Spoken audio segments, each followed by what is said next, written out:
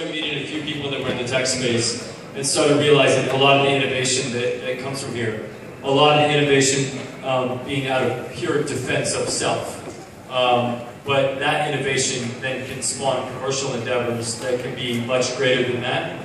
And in addition to that, a lot of the base communication companies. And I started realizing that there was such a wealth of knowledge and sort of technical immigration that was happening here. Sort of with an open policy with Russia, there was a lot of brains coming from Russia, and a lot of brains that were here that were creating really gigantically valuable, innovative ideas. And Guy and I, probably 3 years ago, started pursuing technology investing, mostly because we wanted to change the world. We saw the world changing, and we wanted to be a part of it, and we wanted to help people who had goals and aspirations to bring the world together in a different way. And so we started focusing on a lot of consumer technology platforms that actually utilize social trust as a backbone and a mechanism for communicating, connecting, and doing commerce, where you could connect with somebody who you've never met in person, but you could socially trust them because you've engaged with them on the internet. And I see this place as an epicenter of that value, which is a place that's surrounded by, in some ways, hostility, but also a place that's managed to embrace its neighbors and create peace amongst an environment that can be very hostile. And I think a large part of that change, and a large part of that global change, has been happening over the internet. And I believe that the innovation that will come of that will be inspired from here. And we want to be a part of that. We want to be a part of that global change. And so this trip is actually solely focused on finding entrepreneurs and companies and people that are engaging in the technology space and creating new innovative solutions to bring people together and create community and create conversation and connectivity in a way to re-innovate business. Guy was actually saying earlier today, or somebody we were meeting with earlier today actually said, you know, Israel doesn't have a lot of natural resources, but its true natural resources, it's people. And the minds of the people, and the creativity of the people. So people have to be creative about how to do it. It's not good enough. Can you try better? And that really inspired me, because I grew up in a family, and my family, we didn't have a lot of natural resources. We didn't grow up with a whole lot of money. So we had to use our creativity and our minds and our imaginations to actually be our very resource of our being, which has led me to a lot of paths artistically. And so my goal here this time is to embrace the people here that are the natural resource of Israel and actually create businesses and build businesses with you and build globally successful businesses. I started working at a record company when I was 17, 18 years old.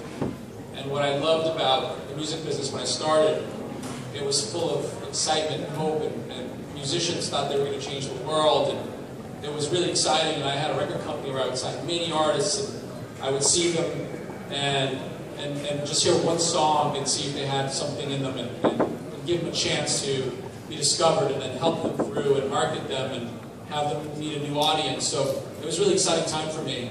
And as the years went on, the music business started to get a little bad. And people, it was a tough time, and that hope, that sparkle, that excitement really started to wane down. And strangely enough, the startup world had that thing that I started with. It had those artists. Those artists were now, the rock stars were now the engineers, the founders.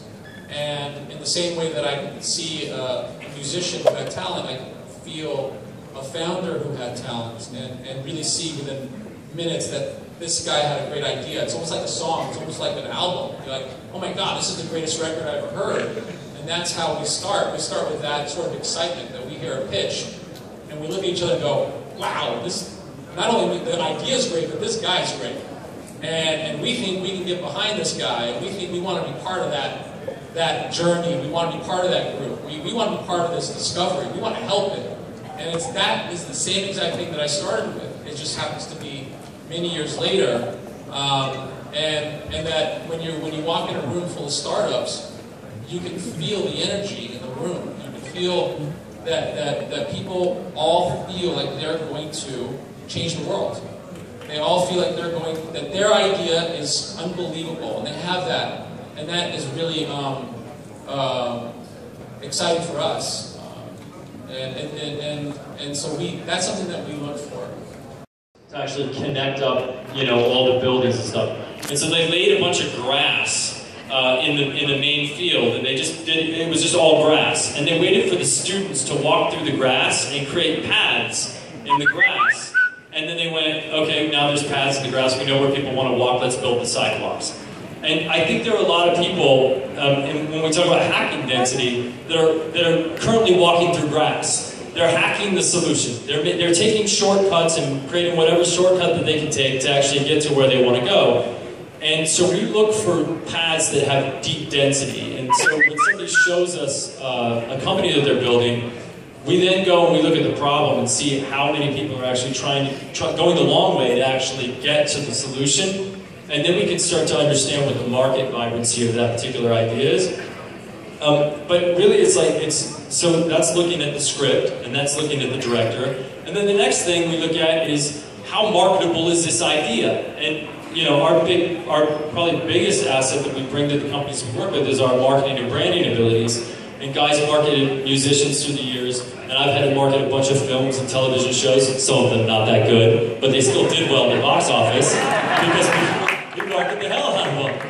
And knowing how to market ideas is a big deal, but also having an idea that you can market is really, really important.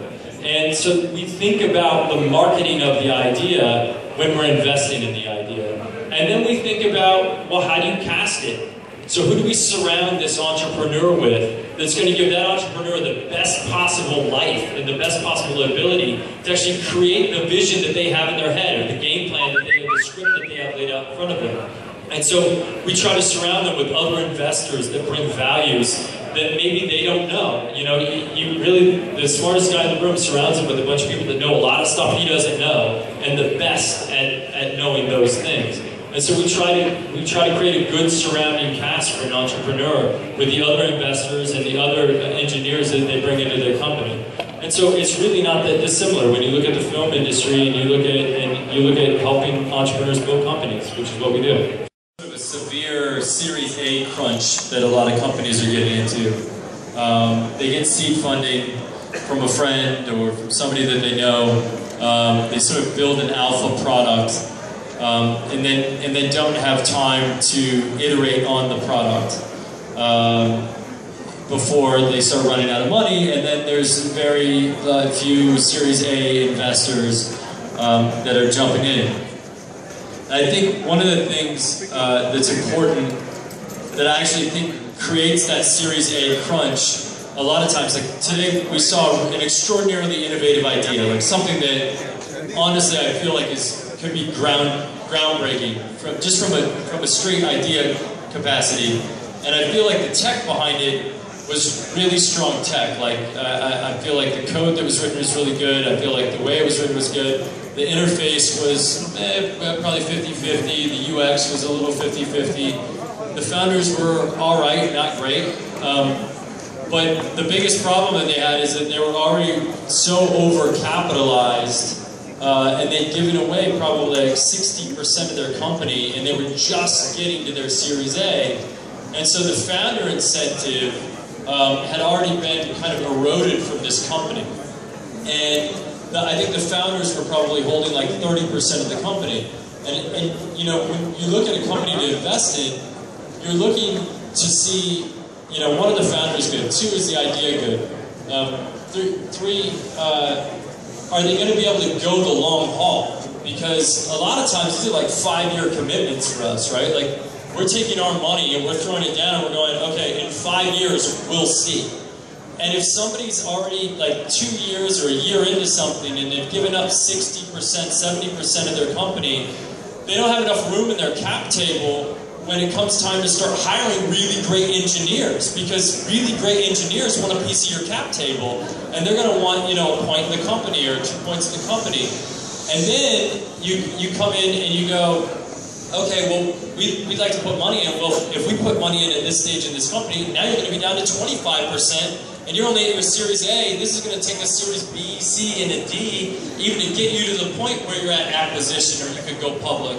And I think that it's really important when you're early in the company and you have confidence in your idea to be really careful who that first investor is and what the terms of that seed deal is. And I'm working against us here, right? Like we can get lower valuations on companies and come in and gobble up like, 20-30% in an A. But then the founder is going to be stuck in a position where they actually can't afford to incentivize their employees and build an A-class team across the board and get their company all the way to yard. And so, just from what I've seen, like early on, the investor community needs to chill out and actually create terms on behalf of the entrepreneurs that incentivize the entrepreneurs to grow. And the entrepreneurs need to stand firm and go, no, I've got a great idea here.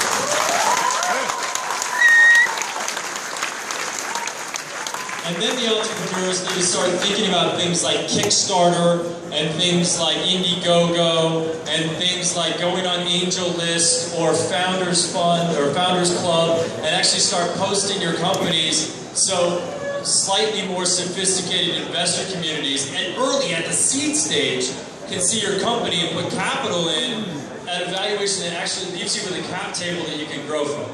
And I think it's really important. Thank you, Holly.